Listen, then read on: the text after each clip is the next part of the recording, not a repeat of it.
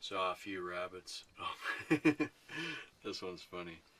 I was just probably past the landfill, and a fairly big rabbit came running at me, and it was so close and so sudden because you don't see it sometimes till they're right there. I actually realized that I pulled both feet off the foot pegs, like, ah! And I'm like, then I started laughing because I'm like, how stupid is that? You know, you need your feet on the foot pegs in case you hit the rabbit, but it startled me. So I'm like, okay, try not to do that next time. You know, it was like, I almost let go of the handlebars. It scared me so bad. I'm like, that's just stupid. But it was just right there. So I don't think I hit it. I didn't feel it hit. But it was pretty close.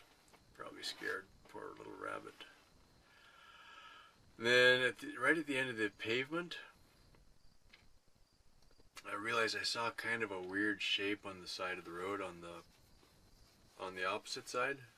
So if I'm on the right, you know, on the opposite side of the road, freaking big ass longhorn cow is sitting on the side of the road, and I'm like, yeah, here I am worried about rabbits. Let's try not to hit the freaking cow. That'll mess up your day. At what point did I take a vow of poverty and a vow of chastity? Still working on the vow of simplicity too. Humility, that one never happened. Stupidity, lots of that. Oh, I'm hungry.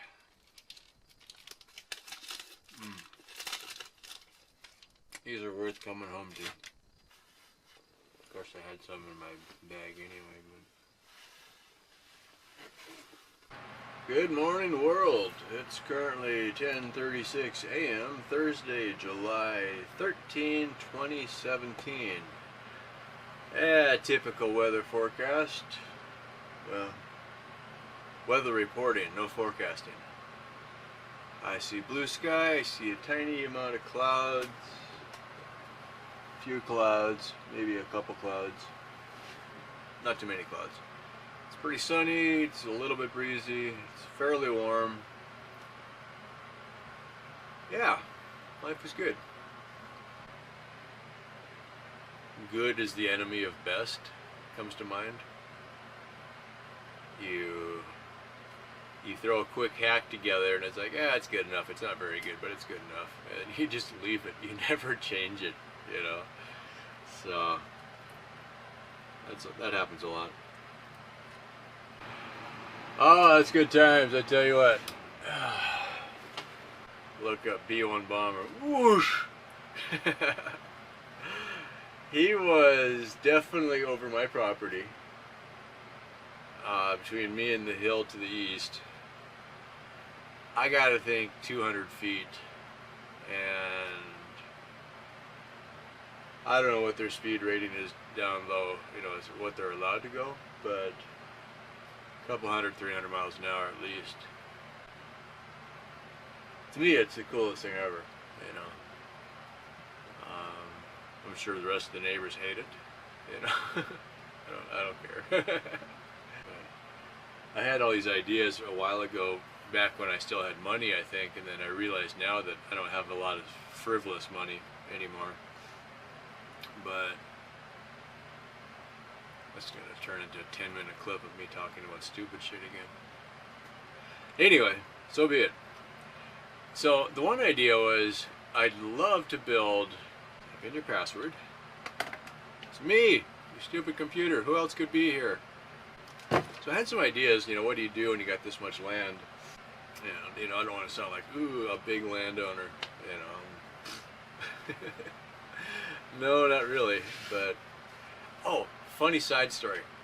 Disneyland in California is 160 acres, okay? I've got half of that much space here. Obviously, I don't have the dream of what Walt Disney and the resources, but that's kind of where I was going, though. Is like, okay, if you could build all of Disneyland on 160, you could have a lot of fun with 80, you know, if you had some resources and stuff. Of course, about the time you got people interested, the road would wash out and the internet would be all ablaze. And basically, think about the flight deck of an aircraft carrier and only put it 5 feet off the ground.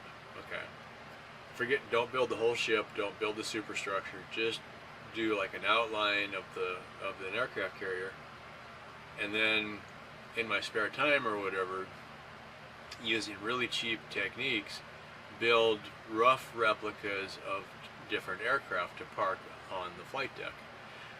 And to me, it would just be the funniest thing ever for the guys flying the B-1 bombers. They go over and they're like, holy shit, there's an aircraft carrier. What the hell is it doing out here? You know, complete with airplanes. And my thinking is, this would be the coolest thing ever, because eventually Google will update their maps and start picking up some of these things. You know, and it'd be like, all over the world, people would be like, why is there an aircraft carrier out in the middle of the desert? You know, just to be funny, you know.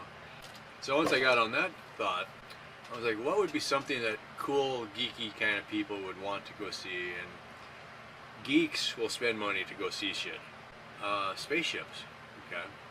So do a basic mock-up of a space shuttle and just have it parked there. Then have it that you could, you know, get in it and look at it and, you know, make it more, you know, not fully, I mean, obviously not functional, but as cool as that would be, but, you know, make it something that, you know, make it out as, you know, steel like a car body, so that people could, you know, go walk on the wings and not hurt it, kind of thing. You know, don't make it like an aircraft.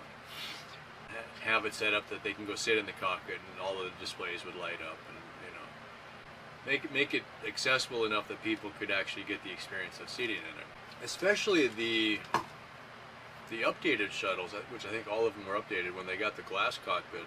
If you just put in basic switches, and there's photographs that would give you enough reference that you could probably do a fairly decent job on a replica. It wouldn't be perfect, but it'd be good enough. You know, I don't think it would cost you $10,000 to build the dang thing. Really, I mean, so from there I got to thinking, it's like, well, start small, but if you went into the Star Trek or Star Wars universe, you know, what if you built a set of, you know, the Millennium Falcon and some X-Wing fighters? And I mean, because in the original movie, they did not have very much of a budget on Star Wars. But if you could build, you know, and most of the things, you know, you look at it, it's like, ooh, you know, Millennium Falcon, you know, they had the steel deck they ran down, that, you know, that you could, you know, the loading ramp or whatever.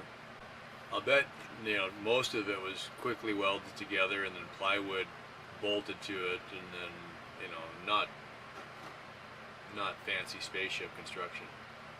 And the scale of some of these things, you know, like, I mean, if you wanted to build Starship, you know, Enterprise or Voyager or any of those, they're huge.